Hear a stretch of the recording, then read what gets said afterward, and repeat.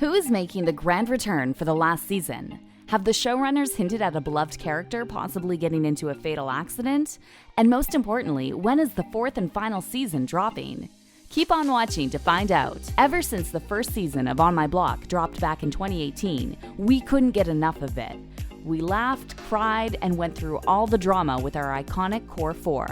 But ever since we got left with the epic cliffhanger, we all wanted to know more. The time jump got us all properly shook, and the core squad is now all broken up and grew apart.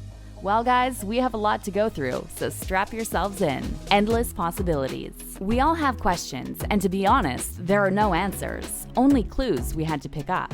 There's one very important question though. Why is the squad all broken up? Is it because their glue, Mons, left? It seems like the actors might have some insider info. Jessica Marie Garcia, who plays Jasmine, spoke about it in an interview. They waited until like a week before we shot it to give us the last episode. Is the whole thing realistic as hell? Yeah, kids grow up.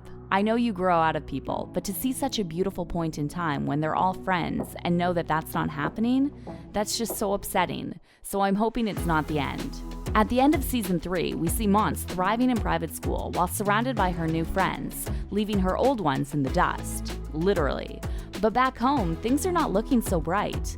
We know things are awful because not only is Mons not speaking to them, the squad stopped talking completely. At school, Jamal and Ruby, once each other's ride or dies, are now sharing side eyes.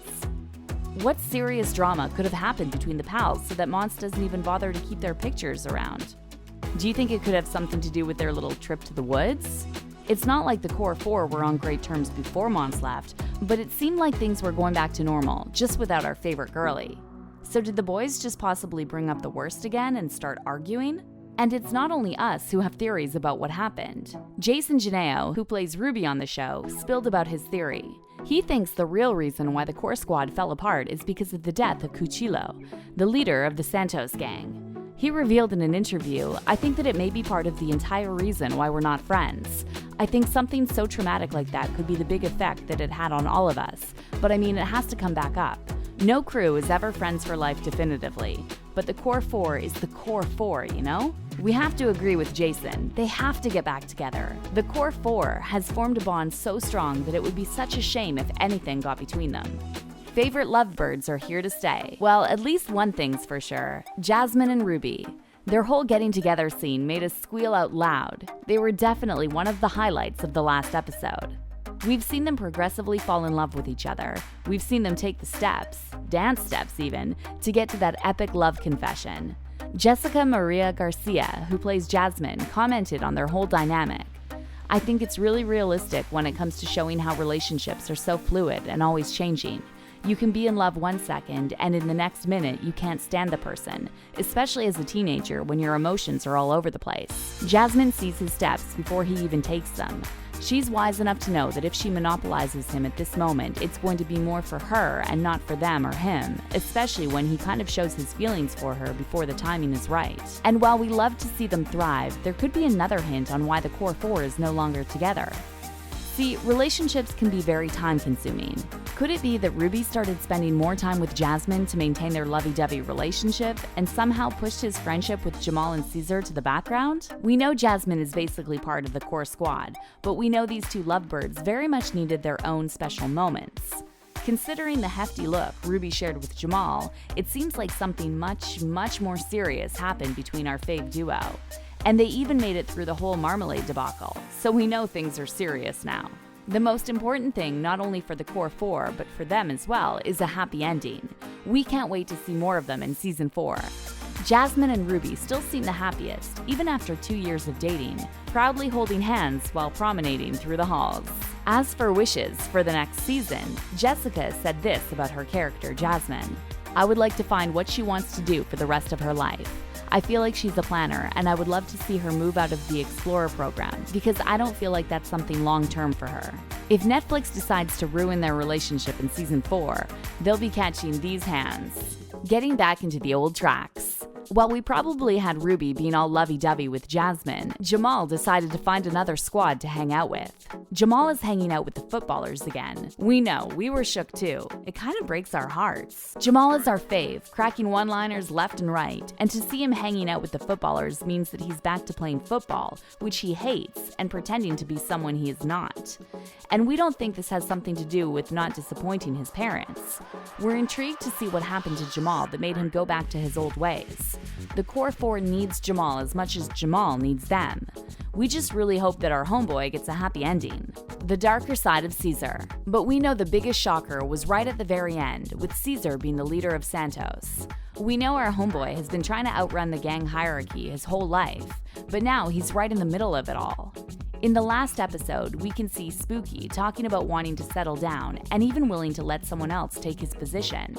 Caesar always seemed to have a lot on his plate, but we're wondering what happened that pushed him to take over the Santos gang. Diego Tinoco, who plays Caesar, revealed his predictions in an interview.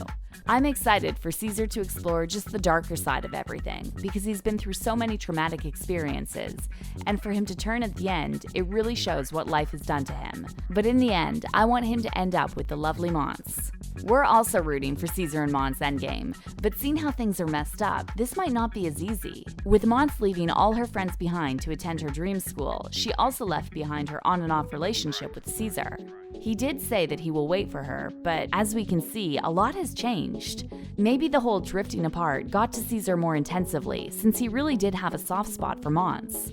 This could be the reason, while in the final moments of Season 3, the camera pans to the broken heart tattoo that's now shining on Caesar's chest. The showrunner, Lauren Lunarek, spoke about this specific and very important shot in an interview. The co-creators had so perfectly picked the tattoos that were going to be on Caesar. When I was shooting it, I was like, ooh, let's pan down and make sure we get that tattoo. That would leave a little bit of a cliffhanger. We're seeing he's hardened, he's a leader of the Santos, and then on top of it, holy shit, why is his heart broken? It's safe to say that we're not only worried about Caesar being the gang leader, but about the softer side of his persona that seemed to be now completely gone. Major hints for the last season. If there's one thing that's sure about Season 4, it's that Netflix is selective as hell about what's going to happen.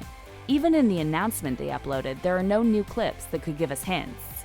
But the closest we got to knowing what's going to happen is from the official Instagram page of the TV show. And they dropped this picture, not knowing it would set the whole internet on fire. The picture has a piece of bread on it, which probably symbolizes money, then a crashed car, which literally never means a good thing, an IV from hospital, which probably goes hand in hand with the crashed car, and a postcard from Portland and flowers. Wild pics, but enough to have our minds running. The fans are already coming up with theories, and lots of them are agreeing on one thing: someone is not making it out of Season 4 alive, or ending up in hospital with some severe injuries.